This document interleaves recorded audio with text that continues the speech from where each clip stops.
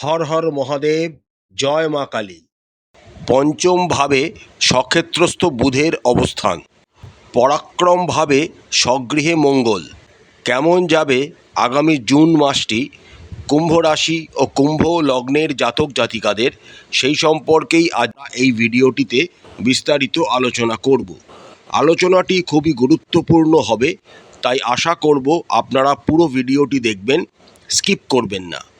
চলুন তাহলে আর দেরি না করে আলোচনায় প্রবেশ করা যাক। প্রথমেই আমরা দেখে নিই আগামী জুন মাসটিতে আপনাদের কর্মভাগ্য এবং ব্যবসা ভাগ্য কেমন হতে চলেছে। আপনাদের আগামী জুন মাসটিতে কর্মভাগ্য কিন্তু যথেষ্ট ভালো, কারণ আপনাদের রাশি ও লগ্নে তৃতীয়ভাবে মঙ্গল স্বগৃহে অবস্থায় 20 জুন পর্যন্ত অবস্থান করবেন এবং 20 জুনের পর মঙ্গল আপনাদের চতুর্থভাবে গোচর করবেন। যখন তৃতীয়ভাবে মঙ্গল অবস্থান করবেন তখন তার অষ্টম দৃষ্টি তার নিজস্ব ঘর বৃশ্চিক রাশি, যেটি আপনাদের দশম ভাব, তাকে দেখবেন। যখন কোনো গ্রহ তার নিজের ঘরকেই দৃষ্টি দেয় তখন সেখান থেকে খুব ভালো ফল পাওয়া যায়। সুতরাং কর্মভাগ্য আপনাদের ভালো, সেটা আগেই বললাম এই কারণে। এরপর যখন 20 জুনের পর মঙ্গল আবার আপনাদের চতুর্থভাবে গোচর করে যাবেন এবং তার সপ্তম দৃষ্টি আবার আপনাদের দশম ভাবকে প্রভাবিত করবে, তখন আপনারা কর্মে আরও উন্নতি করতে পারবেন। 20 জুনের পর আপনারা কর্ম জগতে নতুন কোনো উচ্চ পদপ্রাপ্ত হতে পারেন। আপনাদের পে স্কেলও অনেক বৃদ্ধি পেতে পারে। আপনাদের ঊর্ধ্বতন কর্তৃপক্ষরা আপনাদের সমস্ত বিষয় প্রশংসিত আপনাদের করতে পারে এবং আপনারা বড় ধরনের কোনো রকম পুরস্কারও এই সময় অর্জন করার সম্ভাবনা কিন্তু প্রবলভাবে দেখা যাচ্ছে। আরও একটি অনুকূল বিষয় হলো গুরু বৃহস্পতি আপনাদের ষষ্ঠভাবে 2রা জুন থেকে এক্সল্টেড অবস্থায় গোচর করবেন। ষষ্ঠ ভাব থেকে আমরা বিচার করা হয় প্রতিযোগিতা, ঋণ, রোগ। প্রতিযোগিতাকে আপনারা কাটিয়ে উঠতে পারবেন। যেহেতু তিনি একাদশ ভাবের অধিপতি, তিনি ষষ্ঠভাবে অবস্থান করে তার পঞ্চম দৃষ্টি দ্বারা আপনাদের দশম ভাব বৃশ্চিক রাশিকে প্রভাবিত করবেন। ফলস্বরূপ আপনারা কর্মে কিন্তু সমস্ত প্রতিযোগীদের হারিয়ে সামনের দিকে এগিয়ে যাবেন এবং নিজেদের নাম সামনের সারিতে তুলে ধরবেন। এবার আসা যাক ব্যবসা আপনাদের কুম্ভ রাশি ও কুম্ভ লগ্নের জাতক জাতিকাদের কেমন হবে, সেটা আমরা এবার দেখে নিই। আপনাদের রাশি ও লগ্নের সাপেক্ষে সপ্তমভাবে কেতু পুরো জুন মাস জুড়েই অবস্থান করবেন। ফলস্বরূপ কিছু বাধা বিঘ্ন আপনাদের ব্যবসা জীবনে কিন্তু আসবে। তবে সপ্তম ভাবের অধিপতি রবি যেহেতু 15ই জুন পর্যন্ত আপনাদের চতুর্থভাবে এবং 15ই জুনের পর আপনাদের পঞ্চমভাবে অবস্থান করবেন, তাই আপনারা কিছু সুফলও অবশ্যই পাবেন।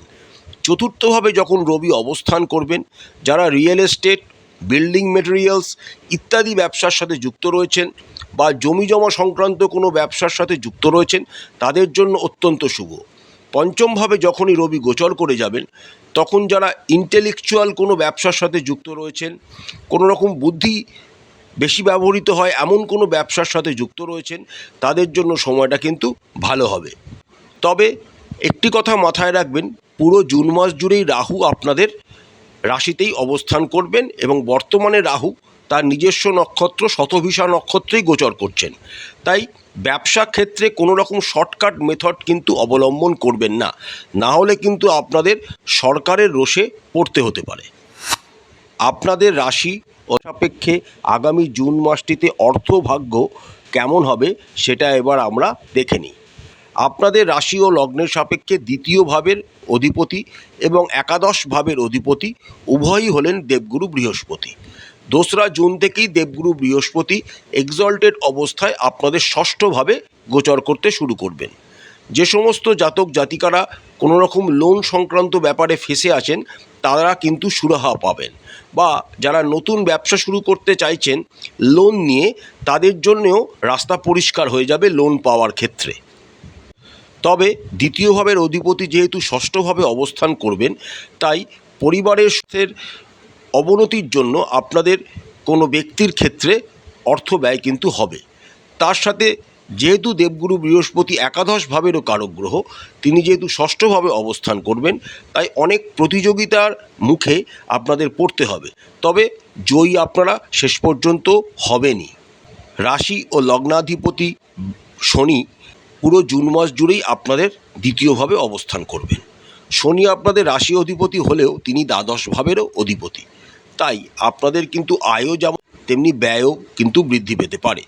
তার সাথে দেবগুরু বৃহস্পতির সপ্তম দৃষ্টি আপনাদের দ্বাদশ ভাবকে প্রভাবিত করবে। ফলস্বরূপ আপনাদের ভ্রমণ সংক্রান্ত কোনো রকম ব্যয় হওয়ার ইঙ্গিত কিন্তু পাওয়া যাচ্ছে। আবার দেবগুরু বৃহস্পতির নবম দৃষ্টি আপনাদের দ্বিতীয় ভাবকে প্রভাবিত করবে, যেটি দেবগুরু বৃহস্পতির নিজস্ব ঘর, অর্থাৎ আপনারা যে অর্থ রোজগার করবেন তার কিছুটা সঞ্চয় করতেও পারবেন। যে সমস্ত কুম্ভ রাশি ও কুম্ভ লগ্নের জাতক জাতিকারা জমি বাড়ি ইত্যাদি ক্রয় চাইছেন বা যানবাহন ক্রয় করতে চাইছেন, তারা চেষ্টা করবেন জুন মাসের 8 তারিখের মধ্যে সেগুলিকে করে ফেলার, এতে আপনাদের শুভ হবে। এছাড়া যারা লং টার্ম ইনভেস্টমেন্ট করতে চাইছেন, সেটা শেয়ার মার্কেট হতে পারে বা মিউচুয়াল ফান্ডস হতে, তারা জুন মাসে 8 তারিখের মধ্যে করার চেষ্টা করবেন। যদি আপনারা না পারেন তাও আপনারা সময় পাবেন, তাহলে চেষ্টা করবেন 21শে জুনের ভেতর সেগুলিকে করে ফেলার, কারণ পঞ্চম ভাবের অধিপতি বুধ পঞ্চম ভাবেই অবস্থান করবেন এবং 8ই জুনের ভেতর বুধ ও শুক্রের লক্ষ্মীনারায়ণ যোগ আপনাদের রাশির সাপেক্ষে পঞ্চম ভাবে কিন্তু থাকবে। তাই 8ই জুন পর্যন্ত সময়টা খুবই ভালো। যদি না পারেন 8ই জুনের পরও আপনারা করতে পারেন, সময়টা মোটামুটি। এবার দেখে নেওয়া যাক সবচেয়ে ইম্পর্ট্যান্ট বিষয়, স্বাস্থ্য আগামী জুন মাসে আপনাদের কেমন থাকতে চলেছে। স্বাস্থ্য নিয়ে কিন্তু আগামী জুন মাসটি আপনাদের খুব একটা ভালো যাবে না, কারণ আপনাদের রাশির দ্বিতীয়ভাবে শনি অবস্থান করছেন, অর্থাৎ আপনাদের সাথীর শেষ পর্যায়ে চলছে। তার সাথে রাহু আপনাদের রাশিতেই অবস্থান করছেন এবং কেতু আপনাদের সপ্তমভাবে অবস্থান করছেন।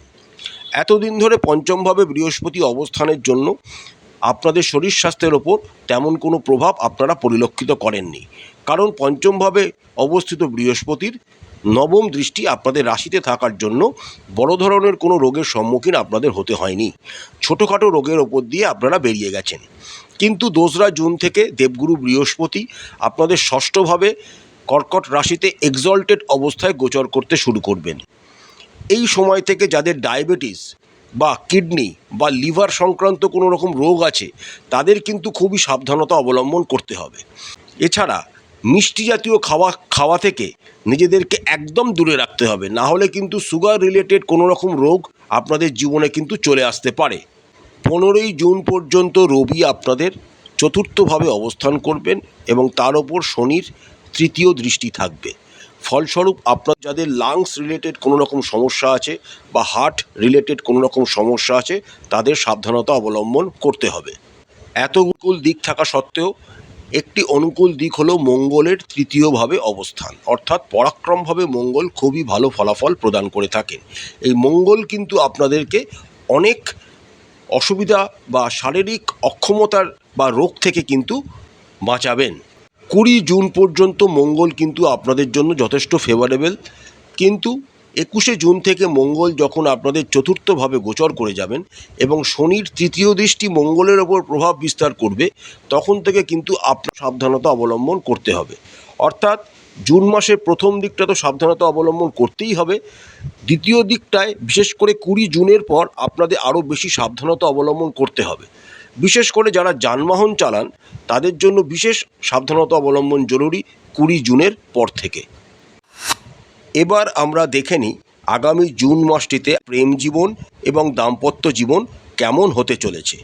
আপনাদের রাশি ও লগ্নের সাপেক্ষে পঞ্চম ভাবের অধিপতি বুধ 22শে জুন পর্যন্ত আপনাদের পঞ্চমভাবেই সক্ষেত্রস্থ অবস্থায় গোচর করবেন, অর্থাৎ প্রেম জীবনের দিক থেকে কিন্তু জুন মাসের বেশিরভাগ সময়টাই যথেষ্ট শুভ। তার সাথে 8ই জুন পর্যন্ত শুক্র, যিনি আপনাদের চতুর্থ এবং ভাগ্যভাবের কারক গ্রহ, তিনি বুধের সাথে যুক্ত হয়ে পঞ্চমভাবে অবস্থান করবেন এবং লক্ষ্মীনারায়ণ যোগ তৈরি করবেন। সুতরাং প্রেম জীবনের শুরুটা তো খুব ভালোই হবে এবং 22শে জুন পর্যন্ত আপনাদের প্রেম জীবন মোটামুটি ভালোই চলবে। আপনাদের সম্পর্ক মজবুত হবে, আপনাদের মধ্যে রোম্যান্টিকতা অনেকাংশে বৃদ্ধি পাবে। তবে যখনই 22শে জুন ক্রস করে যাবে এবং পঞ্চম ভাবের অধিপতি বুধ ষষ্ঠভাবে গোচর করতে শুরু করবেন। এই সময় থেকে আপনাদের কিন্তু সাবধানতা অবলম্বন করতে হবে। বিশেষ করে আপনাদের প্রেমিক বা প্রেমিকার শরীর স্বাস্থ্যের প্রতি বিশেষ নজর এই সময় দিতে হবে। 15ই জুনের পর রবিও আপনাদের পঞ্চমভাবে গোচর করে যাবেন। সপ্তম ভাবের অধিপতি রবি পঞ্চমভাবে অবস্থানকালে আপনারা নিজেদের প্রেম সম্পর্ককে পরিবারে জানাতে পারেন। সময়টা কিন্তু শুভ। যে সমস্ত কুম্ভ রাশি ও কুম্ভ লগ্নের জাতক জাতিকারা এখনও বিবাহ করেননি তাদের আরেকটু সময় অপেক্ষা করতে হবে, কারণ বিবাহের জন্য সময়টা এখন অনুকূল নয়। আমরা দেখে নিই আগামী জুন মাসটিতে আপনাদের দাম্পত্য জীবন কেমন হতে চলেছে। আপনাদের রাশি ও লগ্নের সাপেক্ষে সপ্তমভাবে কেতু ও রাশিতে রাহু অবস্থান করছেন, যেটি খুব একটি শুভ বিষয় নয়। যদিও কুম্ভ রাশিতে রাহু খুব একটা খারাপ ফল প্রদান করে না, কিন্তু সপ্তমভাবে কেতু আপনাদের কিন্তু বিবাহিত জীবনে বিভিন্ন বাধা বিঘ্নের সম্মুখীন করবে। তার ওপর আপনাদের সাড়ে চলছে এবং শনি দ্বিতীয়ভাবে বুধের নক্ষত্রে অবস্থান করছেন। তাই কথাবার্তা বলার সময় একটু ভদ্রতা মেনটেন করবেন, তাহলে আপনাদের সম্পর্ক আরও দৃঢ়তা পাবে। আপনাদের রাশি ও লগ্নের সাপেক্ষে সপ্তম ভাবের অধিপতি রবি 15ই জুন পর্যন্ত চতুর্থভাবে অবস্থান করবেন। এই সময় আপনারা আপনাদের জীবনসঙ্গীকে নিয়ে নিজেদের বাড়ি বা নিজেদের ঘরদোর রেনোভেট করতে পারেন, সেই যোগ কিন্তু দেখা যাচ্ছে। এরপর 15ই জুনের পর রবি যখন আপনাদের পঞ্চমভাবে গোচর করে যাবেন, তখন আপনাদের সম্পর্কের কিছুটা উন্নতি ঘটবে। অষ্টম ভাবের অধিপতি বুধ পঞ্চমভাবে সক্ষেত্রস্থ অবস্থায় থাকার জন্য আপনাদের শ্বশুরবাড়িকেও আপনাদের সম্পর্কের উন্নতি ঘটবে, কিছু লাভ পাওয়ারও সম্ভাবনা কিন্তু দেখা যাচ্ছে। এক পর্যন্ত আপনাদের দাম্পত্য জীবন মোটামুটি শুভ, তা বলাই যেতে পারে। তবে 21শে জুনের পর মঙ্গল যখন আপনাদের চতুর্থভাবে গোচর করে যাবেন এবং তার চতুর্থ দৃষ্টি আপনাদের সপ্তমভাবে অবস্থিত কেতু এবং সপ্তম ভাবকে প্রভাবিত করতে শুরু করবে, তখন থেকে কিন্তু আপনাদের দাম্পত্য জীবনে বিভিন্ন রকম বাধা বিঘ্ন আসতে শুরু করবে। তাই সাবধানতা অবলম্বন করবেন। বিশেষ করে জুন মাসের শেষার্ধটা আপনাদের জন্য সতর্ক থাকা একান্ত বাঞ্ছনীয়। এবার আমরা দেখে নিই আগামী জুন মাসটিতে আপনাদের পারিবারিক জীবন কেমন হতে চলেছে। আপনাদের রাশি ও লগ্নের সাপেক্ষে দ্বিতীয় ভাবের অধিপতি হলেন বৃহস্পতি এবং চতুর্থ ভাবের অধিপতি হলেন শুক্র। দ্বিতীয় ভাবের অধিপতি বৃহস্পতি 2 জুন থেকে ষষ্ঠভাবে এক্সল্টেড অবস্থায় কর্কট রাশিতে গোচর করতে শুরু করবেন। ষষ্ঠভাবে দ্বিতীয় ভাবের অধিপতি অবস্থানকালে আপনাদের কিন্তু ছোটোখাটো বাধা বিঘ্নের সম্মুখীন পারিবারিক জীবনে হতেই হবে। পারিবারিক অ্যাটমসফিয়ার যে খুব শুভ থাকবে তা বলা যেতে পারে না, কিন্তু এই ষষ্ঠভাবে অবস্থিত বৃহস্পতির নবম দৃষ্টিও আপনাদের দ্বিতীয় ভাবকে প্রভাবিত করে। সুতরাং বড় ধরনের ঝামেলার সম্মুখীন আপনারা হবেন না। যত বৃহস্পতি কর্কট রাশি ডিগ্রিগত জায়গা থেকে এগোতে শুরু করবেন, আপনাদের পারিবারিক জীবন তত শুভ হতে শুরু করবে। এমনকি যদি পারিবারিক কোনো সম্পত্তি বিষয়ে কোনো রকম কোর্ট কেস মামলা মোকদ্দমা চলে থাকে, সেখানে কিন্তু আপনারা বিজয়ী হবেন। 15ই জুন পর্যন্ত চতুর্থভাবে রবি অবস্থান করবেন এবং তার ওপর শনি মহারাজের দৃষ্টি থাকবে। তাই ছোটোখাটো বাদ বিবাদ, বিশেষ করে অহংকার বা কোনো রকম সমস্যা আপনাদের পারিবারিক লোকজনের মধ্যে কিন্তু ডানা বাঁধতে পারে। তাই আপনাদের সাবধানতা অবলম্বন করতে হবে। চতুর্থ ভাবের অধিপতি শুক্র 8ই জুন পর্যন্ত আপনাদের পঞ্চমভাবে বুধ যুক্ত অবস্থায় একটি শুভভাবে অবস্থান করবেন। জুন পর্যন্ত বড় ধরনের কোনো পারিবারিক সমস্যার সম্মুখীন আপনাদের হতে হবে না। 8ই জুনের পর যখন শুক্র আপনাদের ষষ্ঠভাবে গোচর করে যাবেন, তখন থেকে আপনাদের পারিবারিক জীবন সম্পর্কে কিন্তু সচেতন থাকতে হবে, সতর্কতা অবলম্বন করতে হবে। মায়ের শরীর স্বাস্থ্য নিয়ে সতর্ক থাকবেন, কারণ রবি 15ই জুন পর্যন্ত চতুর্থভাবে অবস্থান করবেন এবং তার ওপর শনির তৃতীয় দৃষ্টি থাকবে। আবার 20 জুনের পর চতুর্থভাবে গোচর করে যাবেন, তখন শনির তৃতীয় দৃষ্টি আবার মঙ্গলকেও প্রভাবিত করবে। সুতরাং জুন মাসের প্রথমার্ধে আপনাদের মায়ের শরীর স্বাস্থ্য নিয়ে একটু বেশি চিন্তা থাকবে।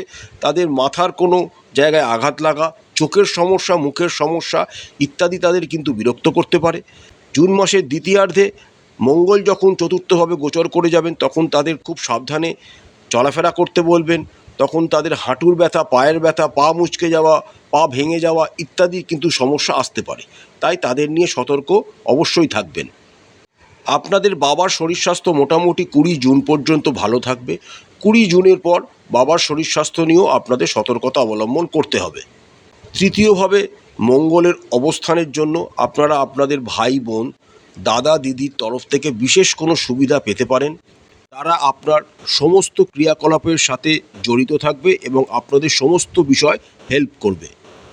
বন্ধুবান্ধবরাও আপনাদের সবসময় হেল্প করবে, তবে বন্ধুবান্ধবদের সাথে ইগোজনিত কোনো সমস্যা কিন্তু আপনাদের আসতে পারে, তাই সেটাকে কাটিয়ে উঠে তাদের সাথে ভালো ব্যবহার করে সম্পর্ককে এগিয়ে নিয়ে যেতে চেষ্টা করবেন।